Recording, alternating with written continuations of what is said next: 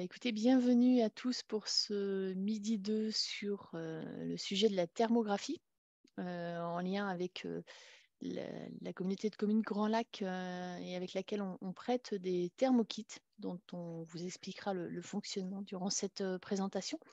L'idée, c'est que vous puissiez avoir une, une belle information vous permettant d'utiliser plus facilement le thermokit et notamment la caméra thermique et d'éviter un peu les écueils qui sont parfois pas si simples que ça à comprendre avec la thermographie.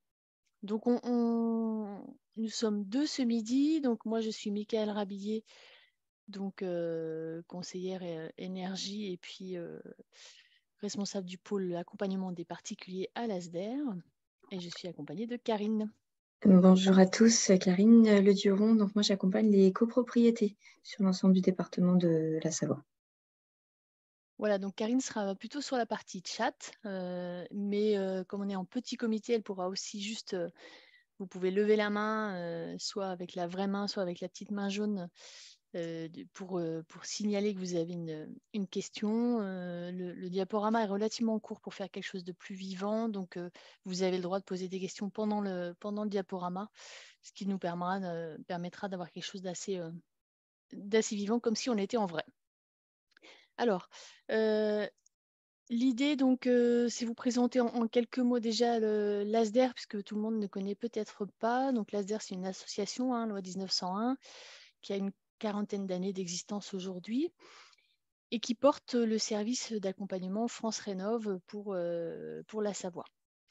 Donc, c'est, comme vous pouvez le voir avec les nombreux logos que nous avons en bas à droite, un organisme financé par des collectivités locales, par la région également et le département de la Savoie. Ce qui fait qu'on est sur un service indépendant, gratuit et ouvert à tous, et également neutre et objectif, puisque financé par aucun organisme privé. Voilà, donc sur le gros marché de la rénovation, vous allez avoir à l'ASDER des conseillers qui vont vous accompagner dans vos projets de rénovation, mais en toute neutralité et objectivité, ce qui est plutôt intéressant sur ce domaine-là. Donc, on a une équipe de conseillers d'experts en rénovation qui vont vous accompagner sur les aides financières, sur la rénovation performante, sur tout ce qui tourne autour des économies d'énergie et des éco-gestes dont on parle beaucoup en ce moment. Et puis, bien évidemment, une fois qu'on a vraiment fait quelque chose de performant et qu'on a fait tout ce qu'on pouvait pour limiter les consommations d'énergie, il faut bien se chauffer et produire de l'eau chaude. Et donc, on vous accompagnera aussi sur les choix d'énergie et notamment la mise en place des énergies renouvelables. Donc, on va accompagner les particuliers qui sont en maison individuelle, mais également les particuliers qui sont en copropriété pour les aider autour de la réflexion d'une rénovation. L'idée, c'est que vous puissiez avoir un accompagnement à plusieurs niveaux, à la fois en conseil téléphonique, puisqu'on a des permanences tous les jours à l'ASDER. Vous pouvez nous appeler et vous avez un conseiller au téléphone où on vous rappelle si le conseiller est en ligne. Vous pouvez avoir des rendez-vous en permanence décentralisée. Donc sur Grand Lac, on a plusieurs lieux de permanence décentralisée, dont Aix-les-Bains, Entrelacs et Ruffieux. Et on est présent dans ces permanences pour des rendez-vous d'une heure, une fois par mois pour Ruffieux et Entrelacs et maintenant 2 fois par mois pour Aix-les-Bains. Donc là, il faut prendre rendez-vous auprès de nous en nous appelant au 04 56 11 99 00, le numéro qui s'affiche. Et là, vous aurez un rendez-vous pour discuter de votre projet de rénovation. Et puis, on va aussi faire des animations, comme aujourd'hui, parler de thermographie. On fait également des balades thermographiques. On va faire des conférences, des visites de chantier qui peuvent vous intéresser également, puisque vous pourrez rencontrer au cours des visites de chantier des maîtres d'œuvre, des maîtres d'ouvrage et aussi des artisans qui auront travaillé sur le chantier et être vraiment en lien avec la réalité du chantier. Voilà ce qui est pour notre accompagnement. Dans l'accompagnement dans son ensemble du conseiller, on va faire un état des lieux de la maison ou de l'appartement pour essayer d'avoir un diagnostic, un pré-diagnostic un peu des consommations d'énergie. On va voir les améliorations possibles et puis on va aider à prioriser les travaux et à connaître les aides financières. Donc, je ne l'ai pas dit tout à l'heure, mais on a un troisième niveau d'accompagnement qui est un peu spécifique selon les territoires, mais qui existe sur Grand Lac également. avec un accompagnement pour les projets plus conséquents, des gens qui vont avoir 2 à 3 projets de rénovation, par exemple isolation de la toiture plus isolation des murs. Eh bien, on pourra faire une visite sur place et un diagnostic énergétique avant travaux, après travaux. Un diagnostic simplifié, hein, mais qui vous permettra de prioriser les travaux si vous hésitez entre différents scénarios. Voilà pour les 3 niveaux d'accompagnement. Donc vous n'hésitez pas, hein, si vous avez besoin, vous levez la petite main et puis on interrompt la présentation. Au niveau de la thermographie, ce qui nous intéresse aujourd'hui, alors je suppose que vous avez ou que vous projetez d'emprunter la caméra thermique qui va être à disposition dans certaines communes de Grand Lac pour l'hiver prochain. La thermographie, qu'est-ce que c'est?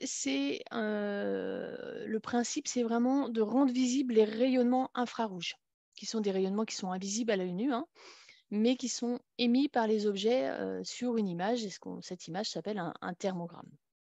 Donc initialement, c'était beaucoup utilisé notamment pour tout ce qui est contrôle des équipements dans le domaine électrique ou dans l'industrie, voir si on avait des fuites, soit d'électricité, soit de chaleur.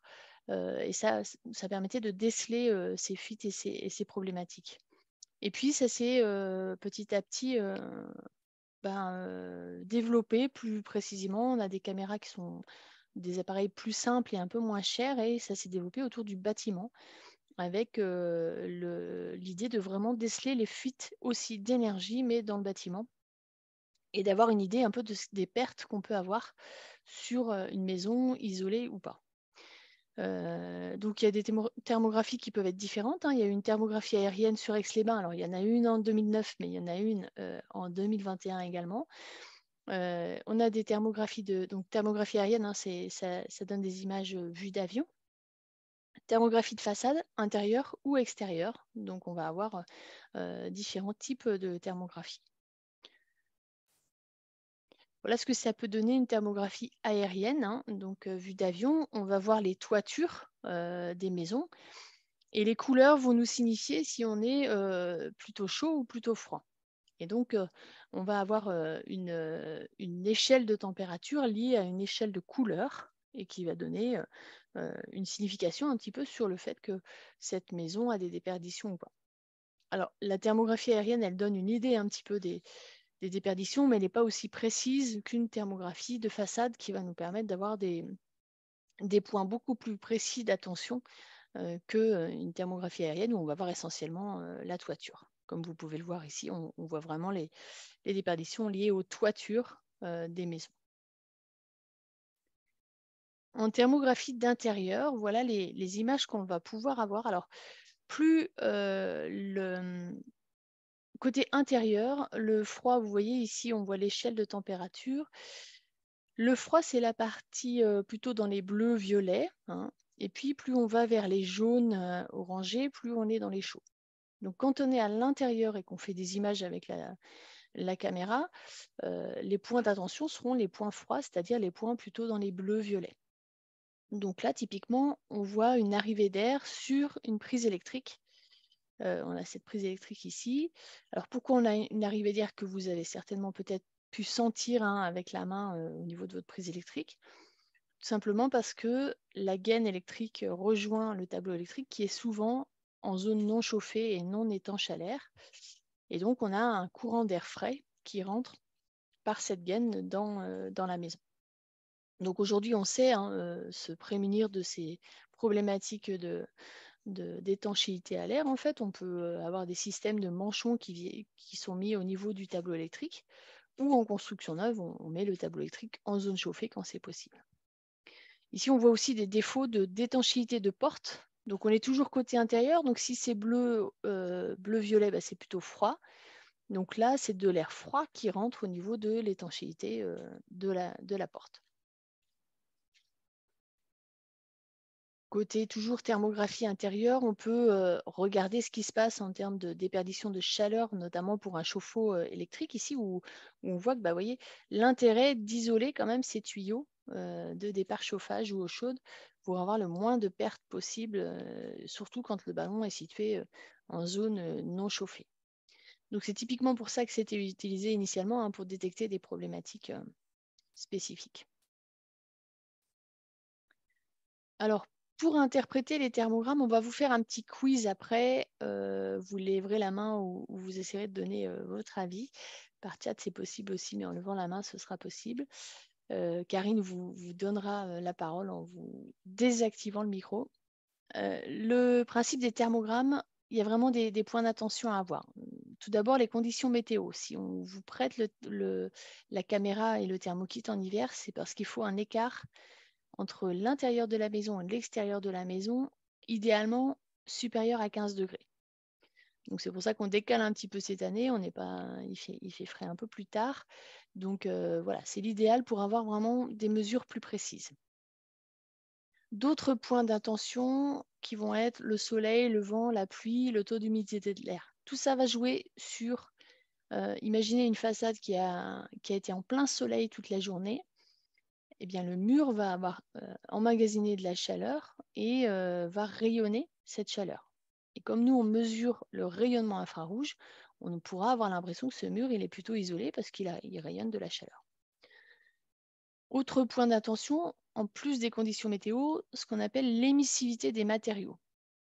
Ça, vous l'avez peut-être remarqué intuitivement en étant, par exemple, dans un chalet de montagne, petit chalet de montagne, mais tout en bois, pas chauffé. À l'intérieur, on est tout en bois aussi. On va à la fois rapidement chauffer le chalet parce que le matériau bois va vite récupérer la chaleur et à la fois, on aura une sensation de confort assez rapide parce que les murs vont rayonner chaud. Le bois a une tendance, c'est un corps qui va rayonner l'énergie captée assez facilement. Même configuration, même altitude, mais vous êtes dans un chalet en pierre avec soit des enduits, soit des pierres apparentes à l'intérieur. Même si le niveau d'isolation sera équivalent, vous n'aurez pas du tout la même sensation de confort et de rayonnement de parois dans cette maison en pierre. Donc c'est vraiment important. Le rayonnement du matériau, ça se règle sur la caméra, mais c'est des réglages qui sont assez fins et on ne le fait pas, hein, pour vraiment, nous, on est sur de la sensibilisation, donc on ne fait pas ces réglages-là. Par contre, on porte ça en point d'intention, c'est-à-dire que s'il y a un bardage extérieur, s'il y a un parement pierre, ben, on fera attention à l'analyse qu'on pourra faire de ce bâtiment. Autre point d'attention, l'échelle des températures. Je vous en ai parlé tout à l'heure de cette échelle des températures qui se trouve être sur le côté du thermogramme. Je vais vous la remontrer. Ben voilà, elle est ici, vous voyez. Si elle n'est pas présente, cette échelle, c'est très difficile d'imaginer les écarts, en fait, parce que l'échelle peut être plus ou moins grande et du coup, les écarts plus ou moins importants. Donc, si on vous présente un thermogramme, il faut absolument qu'il y ait l'échelle de température dessus, sinon on ne peut pas dire grand-chose. Et puis, quatrième point d'intention, c'est l'angle d'incidence du rayonnement. L'idéal, c'est 90 degrés. Donc, ça veut dire que sur des bâtiments type copropriété qui peuvent être très, très hauts, on ne sera pas à 90 degrés, vous voyez, d'angle d'incidence en prenant l'image avec la caméra. Et donc, on n'aura pas une image idéale. Alors, on va vous proposer un petit quiz maintenant que vous avez bien révisé, que vous êtes les professionnels de la thermographie. Sachant que j'ai oublié de vous dire, mais nous sommes enregistrés, donc en plus, vos commentaires seront enregistrés, attention. Mais voilà, on fait un petit quiz pour vraiment vous aider à vous y repérer. Et c'est en se posant des questions qu'on trouve souvent des réponses et qu'on sait un petit peu plus après gérer l'outil. Alors, qu'est-ce qu'on peut dire sur cette image ici? Est-ce qu'on peut dire quelque chose et quelles sont vos interprétations? Est-ce que quelqu'un a une idée? N'ayez pas peur, hein, c'est une blague, l'enregistrement. Vous pouvez lever la petite main qui se trouvait en bas de votre Zoom. Non. J'attends de voir s'il y en a qui vont réussir à lever la main. Il y a des réponses sur le chat. Ah, parfait. Alors, on nous dit que le bâtiment est bien isolé, sauf les fenêtres de gauche et en haut. Et le haut.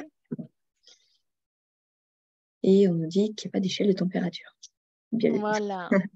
c'était ça la bonne réponse, c'était qu'il n'y avait pas d'échelle de température et que donc c'est très difficile d'imaginer donner une conclusion, même si on voit des petites choses, mais comme vous le dites, mais qui sont assez peu significatives. Autre chose aussi, s'il y avait une échelle de température, comme on a un petit bout de ciel ici, on aurait une échelle qui serait très très grande, qui irait jusqu'à, et c'est ce qu'on imagine là, elle n'est pas très bien cachée, hein, on imagine à moins 40 degrés.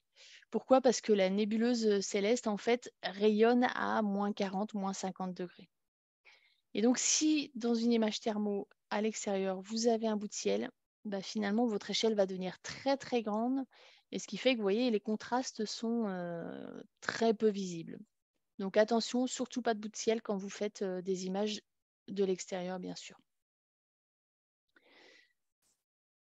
Autre petit quiz, ici on a l'image thermographique.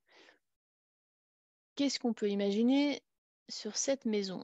On a un petit bout de ciel, mais bon, il n'est pas significatif. On va l'oublier. C'est pas ça qu'il faut regarder. On vous laisse écrire vos commentaires.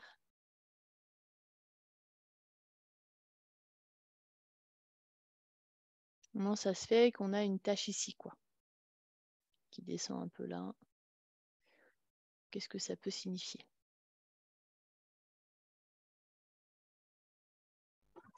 Ça n'a pas l'air d'inspirer. Ah, si. Alors, pas d'échelle de température, encore une fois, Voilà. et une question d'angle Et une d'incidence. question d'angle d'incidence. Et encore autre chose que je vous mets avec la vraie image. Il y a eu une ombre sur le bâtiment toute la journée. Et ce qui fait que là, on a une partie de la maison qui va rayonner beaucoup plus froid puisqu'elle n'a pas été chauffée par le soleil. On pourrait imaginer, on pourrait se dire, bah là, par exemple, c'est mieux isolé que cette partie-là qui a un problème d'isolation, vous voyez. Donc attention à ce qui s'est passé dans la journée aussi. Quand on a eu vraiment des journées très ensoleillées, on peut avoir des contrastes qui sont assez importants. Autre image. Ici, on est sur deux images. Qu'est-ce qu'on peut dire de ces thermogrammes?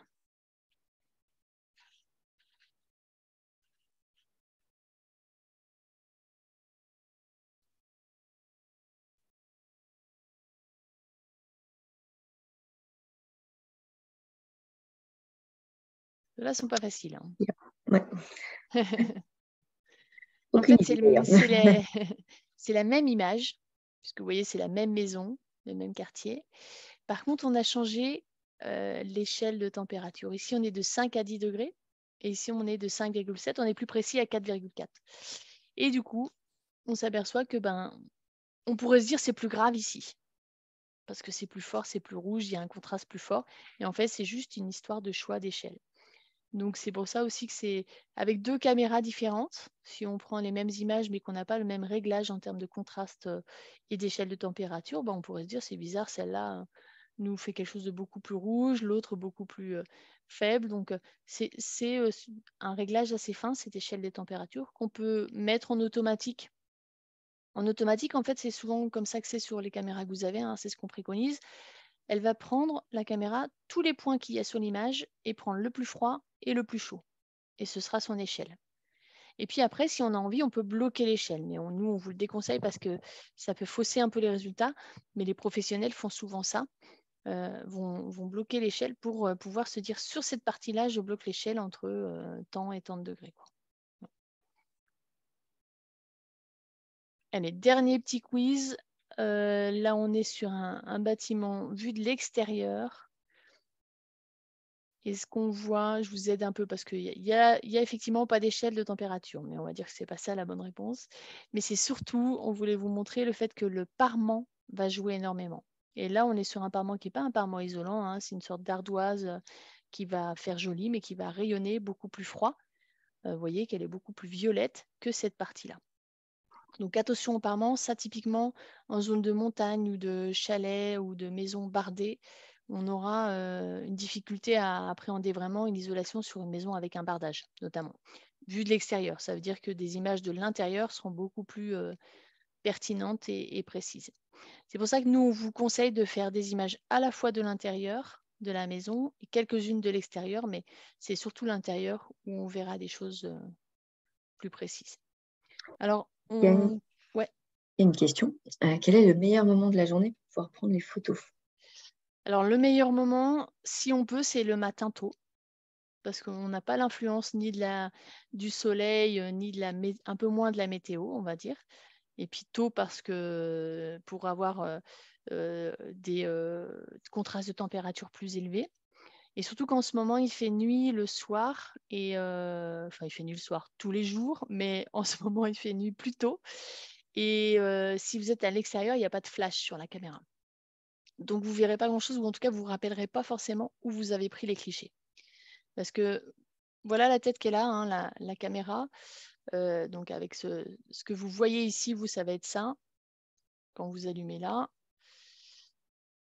Et si vous voulez, vous allez y voir quelque chose comme dans un appareil photo, en fait, quand vous allez, je vais l'allumer, allumer votre caméra, et vous aurez l'impression que plus tard, vous verrez les mêmes images. Or, l'idée, si on montre mon image à moi, c'est que on va avoir à la fois, en prenant une photo avec le petit clic qui est ici, à la fois une image thermographique et à la fois une image réelle, une photo réelle, comme ce qu'on vous montre sur les diapos là. Ce qui fait que si c'est éclairé, c'est bien parce que ça vous permet de vous rappeler où c'est. Vous allez prendre, on vous conseille, nous, de prendre maximum 25-30 photos, parce qu'après, il faut les interpréter, et puis il vaut mieux en prendre des bien précises et bien faites que vraiment une grosse série de photos. Et pour interpréter ces photos, il faut se rappeler où c'était dans la maison, à quel endroit, donc il faut qu'il fasse jour. Donc, le matin, c'est vraiment l'idéal. Voilà, et donc si on prend une photo, on va avoir quelque chose qui va donner quelque chose comme ça. Vous voyez, je ne sais pas si vous voyez très bien, mais en tous les cas, voilà, ça va nous donner... Non, on ne voit rien. Bon, l'idée, c'était de vous les montrer plutôt avec le diaporama. Alors, cette caméra, elle va être prêtée dans un thermokit où il y a d'autres appareils, notamment un débitmètre et un thermomètre, hygromètre et un wattmètre pour pouvoir mesurer à la fois les consommations d'énergie de vos appareils avec le wattmètre, pour mesurer le débit de vos robinets avec le débitmètre, et puis pour voir la température réelle de la maison, les fameux 19 degrés, si vous y êtes ou si vous êtes un petit peu au-dessus. Et puis, autre information, donc vous allez prendre des photos et ce sera comme un appareil photo. La personne à qui vous allez la redonner à l'accueil de la mairie va décharger vos photos et nous les donnera ensuite pour qu'on puisse, au rendez-vous de restitution, analyser ensemble vos images. Donc nous, on regardera avec vous les images et puis on discutera de votre maison et de votre projet autour de ces images. Voilà le principe. Est-ce qu'il y a des questions autour du sujet ou d'autres sujets?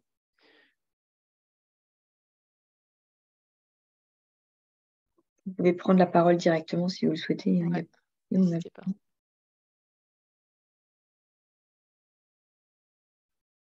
Les images, effectivement. Vous m'entendez? Oui. Oui, bonjour. Oui, du coup, on se demandait, l'interprétation se fera, ce que vous disiez, avec vous, mais nous, quand on va avoir ça, on aura plus de mal à interpréter, c'est ça ce que vous voulez dire? Enfin, on aura votre explication qu'on vient d'avoir, mais on n'aura pas forcément plus d'éléments. Non, c'est ça, c'est que c'est pas forcément évident de s'y retrouver et d'analyser. Alors, vous allez voir que à force, en fait, c'est vraiment un outil de sensibilisation et que vous allez voir ce que vous savez déjà. Mais vous allez le voir. Typiquement, la vieille porte en bois d'entrée qui fait encore son usage, mais que vous sentez qu'il y a quand même un petit peu des courants d'air, des entrées d'air, bah là, vous allez voir autour les courants d'air qui rentrent par cette porte. Et ça veut dire que vous n'allez pas forcément découvrir des choses dont vous n'avez pas conscience, mais vous allez mettre le doigt dessus et en le visualisant, ça permet d'avoir quand même une vraie prise de conscience peut-être de vos priorités, quoi. D'accord, d'accord. Merci. J'ajouterais que c'est possible aussi d'utiliser ça sur tous les équipements. Enfin, beaucoup de personnes les prennent pour regarder si les menuiseries sont étanches dans l'appartement, si les radiateurs fonctionnent bien aussi, pour voir si effectivement toute la circulation d'eau chaude se passe intégralement sur l'intégralité du radiateur. Donc, il y a pas mal de choses qui sont visibles. L'exemple de la prise électrique est très parlant aussi. On se rend compte effectivement qu'il y a beaucoup d'entrées d'air par ces prises électriques. Donc, il y a plein de choses. Comme dit Michael, on ne les découvre pas forcément, mais on les voit bien. Mais du coup, comme vous conseillez de ne faire pas plus de 25-30 photos, quand on a une grande maison, vous conseillez de faire en priorité quelle photo plutôt se concentrer sur l'intérieur ou... Oui, alors vous pouvez faire quelques photos de façade et puis après vous concentrer sur l'intérieur. Mais par exemple, si vous avez, admettons, une grande maison, donc 4 chambres à l'étage et que c'est toutes les mêmes typologies de chambres avec un Velux en sous-pente, si vous avez pris une image de chaque Velux plus la liaison, en général, c'est les liaisons entre la sous-pente et la dalle, peut-être qu'il ne faut pas faire toutes les chambres, vous voyez. Mais déjà, ça vous permet d'avoir une idée. Après, ce n'est pas très grave si vous avez plus de photos. Hein. C'est juste qu'on passera peut-être vite sur les photos qui sont similaires. L'idée, c'est que vous pouvez aussi supprimer une photo que vous venez de prendre et qui vous semble inutile, hein, comme sur un appareil photo. Mais on dit ça parce qu'on a eu des gens qui sont arrivés avec 150 photos et c'est vrai que sur un rendez-vous d'une heure, c'est plus compliqué de trier, quoi. Si vous faites un pré-tri en amont et que vous ciblez. Alors, ce qui est intéressant aussi, c'est qu'avant de cliquer, en fait, on voit. Donc, c'est-à-dire que c'est pour ça qu'on appelle ça une caméra thermique, c'est-à-dire qu'on voit l'image et puis quand on trouve que l'image est pertinente, on clique et on prend la photo. Donc, c'est-à-dire qu'on peut s'en servir un peu de, voilà, on regarde, et là, on se dit, ah ouais, là, il y a un truc, clac, on clique et là, on a une photo. Vous voyez? Très bien. Michael, tu peux peut-être couper ta présentation, et comme ça, on verra mieux la caméra en plus grand, plutôt qu'en petite vignette.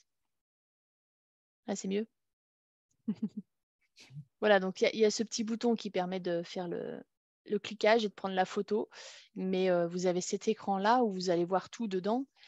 Et donc, vous pouvez visualiser un petit peu partout et puis prendre une image qui vous semble intéressante et ce qui fait que vous priorisez les images les plus intéressantes pour vous. Je me remontre avec la caméra. Et voilà. Donc, vous pouvez aussi prendre vos animaux pour voir s'ils vont bien. Ça permet de détecter les gens qui ont le Covid. Enfin, c'est très intéressant, hein, vraiment.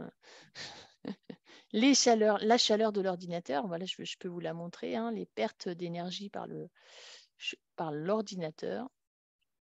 Voilà, donc il y a pas mal de... C'est un jouet qui est assez intéressant. Et une bonne photo, finalement, c'est quand il y a beaucoup de contraste? Oui, plutôt, oui. Ouais, plus il y a de contraste, plus ce sera pertinent, quoi. Ouais. Okay. Tout à fait. Ok. Vous l'avez emprunté déjà? Vous êtes inscrit? Oui, je suis inscrite. Je l'emprunte lundi et mardi. D'accord. Voilà. Très bien. Donc, c'est bien parce qu'il y a un petit rafraîchissement en plus, là, ce sera encore plus intéressant. Est-ce que tu peux rappeler, Michael, la durée du prêt du thermokit pour chaque personne? Oui, donc c'est selon les mairies, hein, mais en général, c'est 2 à 3 jours maxi d'emprunt, ce qui est suffisant, hein, parce qu'il suffit de vous caler un matin où vous faites les images.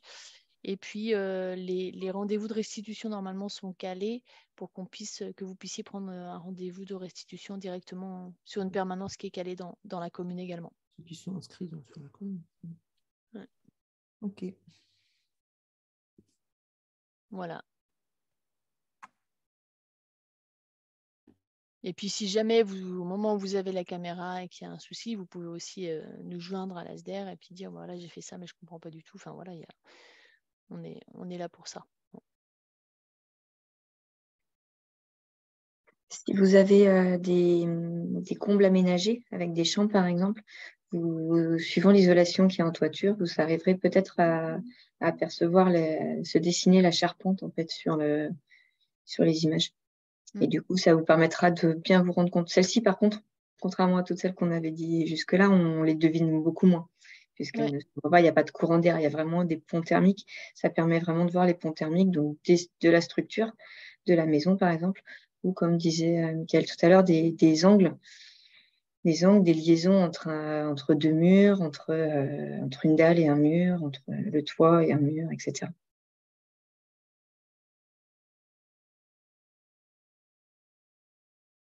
Est-ce qu'il vous reste quelques petites questions? Ça semble bien. Ok. Bah, écoutez, si jamais vous avez des voisins ou amis qui empruntent la caméra et qui vous disent « Ah mince, j'ai loupé la présentation », et ben on va mettre cette présentation en ligne sur notre site internet. Comme un webinaire d'ailleurs qu'on a fait hier soir sur la rénovation et les étapes de la rénovation énergétique, ce qui fait que vous pourrez regarder également si vous n'étiez pas là hier soir. Vous avez un rattrapage possible. Donc, n'hésitez pas à aller sur notre site internet où vous avez également les visites qu'on organise dans les différents territoires et dont je vous parlais tout à l'heure qui peuvent vous aider si vous êtes en projet de rénovation. C'est toujours intéressant d'aller voir un peu tout ce qui se fait. Ça donne des idées.